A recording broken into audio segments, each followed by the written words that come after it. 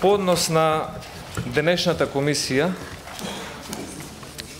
гледам дека има голем интерес од представниците на земјите членки на ЕУ и токму во тој контекст ќе побарам да не се започнува комисија на која што се злоупотребува европското знаменце за закон и за регулатива која што нема никаква допирна точка и не е наведено во предлог законот со ниедна регулатива на ЕУ.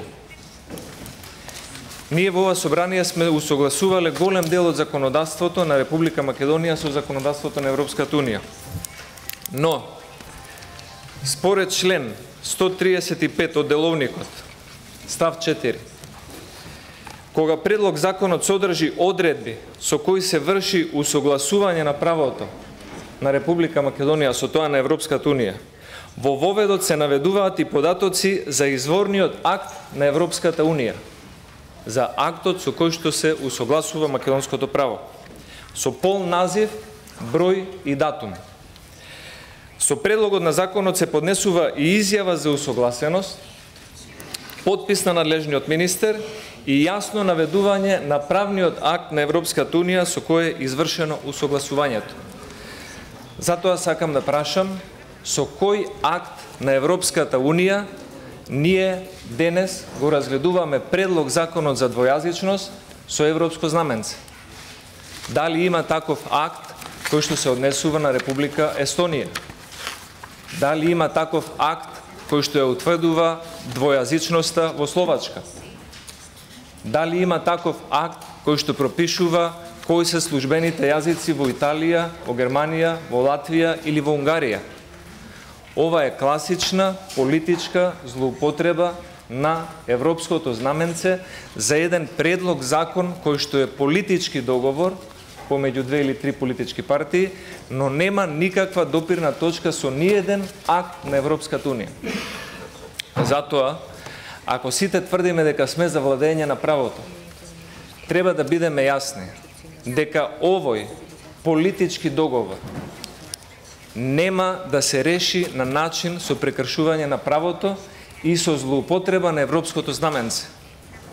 Испаѓа дека европското знаме е употребено во овој предлог закон како смоквин лист кој што треба да го сокрие недостатокот од јавна дебата. Европското знаменце е злоупотребено на овој предлог закон како смоквин лист за да ја сокрие неуставноста на овој закон. И европското знаменце е злоупотребено на предлог законот за двојазичност за да ја сокрие немоќта на луѓето кои што го составувале законот да дискутираат со надлежните институции, како што Институтот за македонски јазик, Ајде молам без говори политички, кажете го барањето процедурално кој е, па после процедуралното барање, ве молам да не ме прекинувате. Можете колку сакате, без. Кој ви е барањето, ве молам. Барањето е овој предлог закон да се повлече европското знаменце од овој предлог закон, да се отвори јавна дебата за овој предлог закон, да ги поканиме тука надлежните и политички партии, и граѓани, и институции да дадат мислење за овој предлог закон. Да не се крие политиката зад европското знаменце. Да не се крие неуставноста зад знамето на Европската Унија.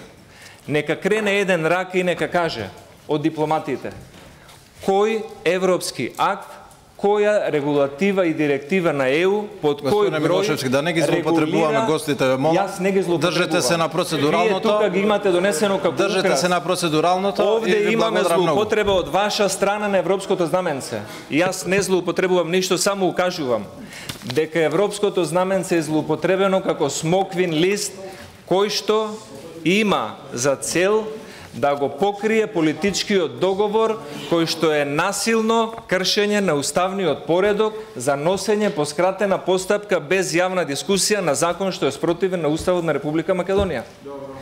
И, дозволите да се доискажам. И го цитирав тој член, сега ќе ви продолжам понатаму. Со поднесениот предлог закон за употреба на јазиците не се усогласува ниту една област со правото на Европската Унија. Ова е уште еден доказ дека имаме злоупотреба на знамето на ЕУ.